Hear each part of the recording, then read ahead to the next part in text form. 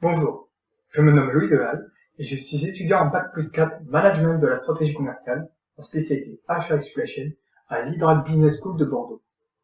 Dans le cadre de mes études, j'ai réalisé un rapport de recherche que je vais vous présenter aujourd'hui. La présentation se déroulera selon 3 parties. Tout d'abord, le diagnostic stratégique de CELI, l'entreprise où j'ai effectué ma formation. Il permettra de faire un état de la situation de l'entreprise et de son environnement. Ensuite, la revue de littérature, qui tournera autour d'un thème découlant du diagnostic stratégique. Enfin, la conclusion générale, qui reprendra les différentes idées du rapport et qui permettra d'élaborer une problématique et des hypothèses auxquelles nous pourrons répondre l'année prochaine dans une démarche plus opérationnelle. Tout d'abord, commençons avec une brève présentation de CELI. CELI est une entreprise de transport, ou plus précisément commissionnaire de transport. C'est-à-dire qu'elle va mettre en relation une entreprise cliente qui a un besoin de transport et un transporteur qui a besoin de fret à transporter. CELI fait partie du groupe Logify qui génère 50 millions de chiffre d'affaires. Le groupe est composé de plusieurs filiales, 5 agences en France et 2 à l'étranger, en Allemagne et en Espagne. Le groupe entier est composé de 80 employés, dont 50 se situent à CELI, le siège social, situé à Saint-André-de-Cubzac. Commençons le diagnostic stratégique avec la partie externe. Considérons le marché français comme étant celui où CELI évolue principalement. Le marché français est stable. La confiance des investisseurs est forte depuis l'élection du président Macron, aussi appelé l'effet Macron. Le taux d'inflation est assez faible. Cependant, le chômage est fort, mais en légère décroissance. Par rapport au marché du transport, le pouvoir de négociation des clients est très fort.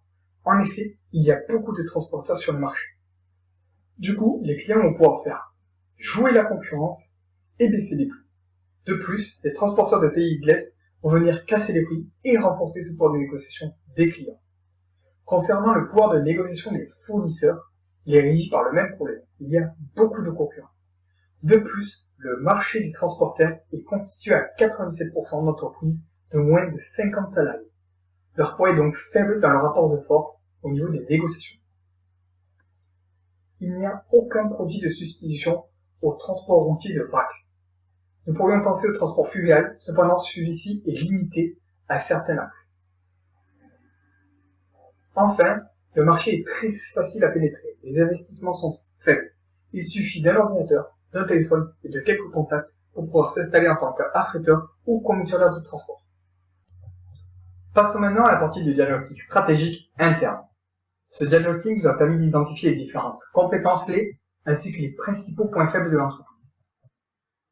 Tout d'abord, la présence de CELI sur tout le territoire français. En effet, l'entreprise dispose de 5 filiales réparties sur toute la France. Cette présence lui permet une réactivité sur tout le marché et une adaptabilité aux différentes contraintes du marché. De plus, CELI a aujourd'hui 30 ans. Sa forte expérience et ses nombreux clients historiques lui assurent une part du chiffre d'affaires régulière. Une des filiales de CELI, s'appelant Ping, est un service informatique. Elle est directement implantée au siège social de l'entreprise et permet la maintenance de tout le réseau informatique. L'entreprise est forte d'innovation. Récemment, elle a créé la carte Starter, qui est une carte de fidélité permettant d'accéder à différentes prestations de services avec prix avantageux pour les transporteurs. Enfin, l'entreprise n'a ni chauffeur ni tracteur, ce qui lui permet une totale flexibilité de son activité. Concernant les principaux points faibles, tout d'abord, un manque de communication interorganisationnelle. En effet, la communication entre les services est quasi inexistante. Cette situation apporte de nombreux quiproquos et un manque de professionnalisme envers les clients et les fournisseurs. De plus, il n'y a aucune procédure achat. En effet, les acheteurs, qui sont les affréteurs, ne respectent aucun budget, ne négocient pas et ne contractualisent pas. Il y a également une mauvaise gestion de l'information. Les informations sont stockées sur des bases de données qui sont très diverses. De plus, ces informations sont cantonnées aux services et ne circulent pas dans l'entreprise. Enfin, il n'y a aucune gestion de la relation fournisseur. Les informations concernant les fournisseurs datent pour la plupart de 2005. Cette situation se traduit également par le fait que les affrétés permanents ne restent jamais plus de 6 mois en contrat avec l'entreprise. Ce diagnostic nous a permis de définir CELI comme étant une entreprise moderne et riche de sa forte expérience. Elle possède les moyens et les ressources nécessaires pour maîtriser son marché. Nous avons également pu identifier les principaux points faibles, notamment concernant le management de l'information et le manque de gestion de la relation fournisseur. Nous pouvons alors nous demander si la gestion de la relation fournisseur permettrait à l'entreprise de générer de la performance supplémentaire. C'est pourquoi la revue de littérature se portera sur le thème « L'impact de la relation fournisseur sur la performance de l'entreprise dans les PME ». La valeur créée par une entreprise est générée de 60 à 80% par ses fournisseurs. Il est donc important aujourd'hui de prendre en compte les fournisseurs dans l'activité de l'entreprise. Il est également important de prendre en compte l'ensemble de la supply chain car elle va permettre à l'entreprise de mettre en place des prévisions précises et d'anticiper les différentes variations du marché. Cette revue de littérature va dans un premier temps parler des différents aspects de la relation fournisseur et des différentes stratégies qui sont mises en place par les chercheurs que nous allons voir.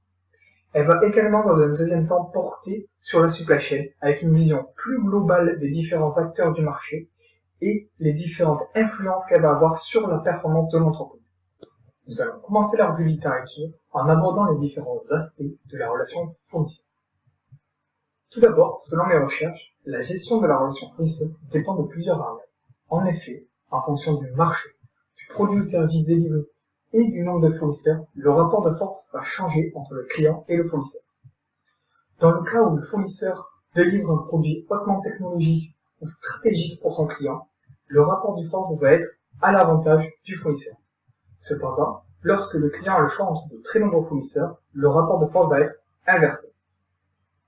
Nous pouvons également expliquer cette relation fournisseur grâce à la théorie des ressources, qui stipule que les ressources sont limitées et qu'elles génèrent automatiquement des rapports de force entre ces acteurs. J'ai ensuite voulu déterminer sur quelles activités il était nécessaire de faire de la gestion relation fournisseur. Et selon mes recherches, la gestion de la relation fournisseur s'effectue sur les activités stratégiques de l'entreprise. En effet, la relation fournisseur représente des investissements assez lourds et sur du long terme. Il est donc impossible de réaliser de la relation fournisseur sur toutes les activités de l'entreprise. De plus, la relation fournisseur sur les activités stratégiques permet d'assurer une certaine stabilité et sécurité. Enfin, cette recherche nous a permis de comprendre l'importance du management de l'information dans la relation fournisseur. En effet, le management de l'information permet de partager les informations entre les organisations. Et ce partage va permettre une meilleure coordination des process et des ressources, qui facilitera le gain de performance. Cette partie nous permet de comprendre que la relation fournisseur est soit formelle, donc liée à des contrats, soit informelle, liée à une confiance. Le fait de développer cette confiance entre acheteurs et fournisseurs permet de mettre en place des partenariats qui vont pouvoir générer de la performance. Nous allons maintenant avoir un aperçu plus global avec la supply chain et son influence sur la performance de l'entreprise. Il faut savoir que la supply chain est constituée de nombreux acteurs.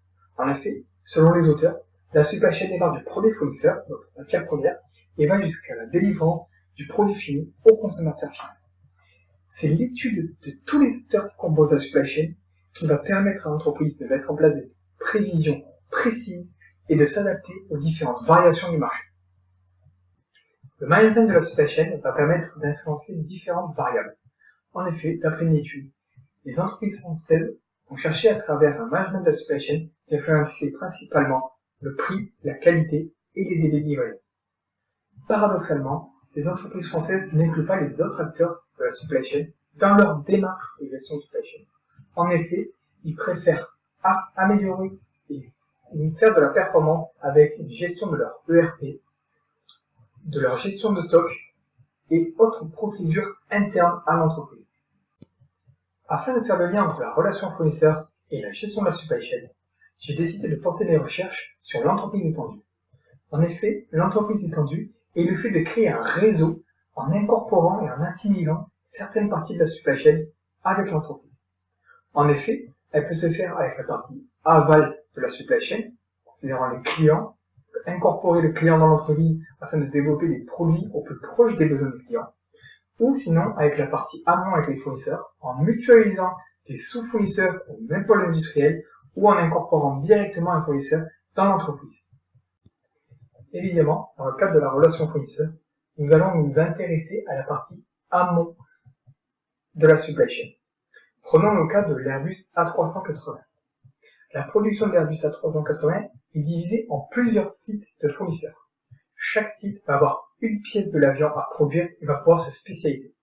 Donc, plutôt que d'avoir une entreprise et ses fournisseurs, nous avons un réseau d'entreprises qui travaillent dans un but commun. Grâce à ce procédé, la production de l'Airbus A380 a pu être faite dans des temps records.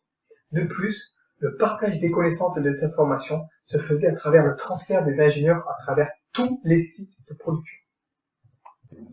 Grâce à cette recherche, nous avons vu que la gestion de la supply chain et la prise en considération des différents acteurs de la chaîne de logistique permet d'influencer certaines variables, comme par exemple le prix, la qualité et les délais de livraison. Nous avons également vu que la relation fournisseur permet de stabiliser et sécuriser certaines activités stratégiques de l'entreprise grâce à la mise en place de partenariats. Il faut aussi insister sur le fait que le management de l'information est une partie principale de la relation fournisseur. En effet, elle permet le partage des informations et la coordination des ressources pour la création d'un bien ou d'un service en commun. Bien qu'un fournisseur puisse être à l'origine d'un succès d'une entreprise ou la raison de son échec, il est difficile de mesurer précisément l'impact de la relation fournisseur sur la performance de l'entreprise. Les auteurs s'accordent sur le fait qu'il est primordial pour une entreprise d'effectuer de la gestion de la relation fournisseur, car elle va être la clé pour créer des avantages concurrentiels. C'est pourquoi, l'année prochaine, dans une démarche plus opérationnelle, j'ai décidé de répondre à la problématique suivante. Quelle est l'influence d'une gestion de la relation fournisseur et des systèmes d'information sur la performance de l'entreprise dans les PME? Pour répondre à cette problématique, j'ai formulé 3 hypothèses. La première, la gestion de la relation fournisseur permet d'améliorer significativement la performance de l'entreprise. Dans cette hypothèse, je ne prends qu'une seule variable et je vais essayer de voir si elle influe suffisamment la performance de l'entreprise. La deuxième hypothèse, le management de l'information permet d'améliorer significativement la performance de l'entreprise. Elle est du même style que la première hypothèse, mais prend la variable management de l'information. Et enfin, la troisième hypothèse, seule la prise en compte de l'ensemble de la supply chain permet une amélioration significative de la performance de l'entreprise. Je veux prouver par cette troisième hypothèse le fait que seule la prise en compte de tous les acteurs de la chaîne d'approvisionnement permet une performance significative de l'entreprise, plutôt que de prendre distinctement chaque variable. Je vous remercie pour votre attention et je vous prie d'aller vous référer directement au rapport de recherche si vous voulez plus de détails.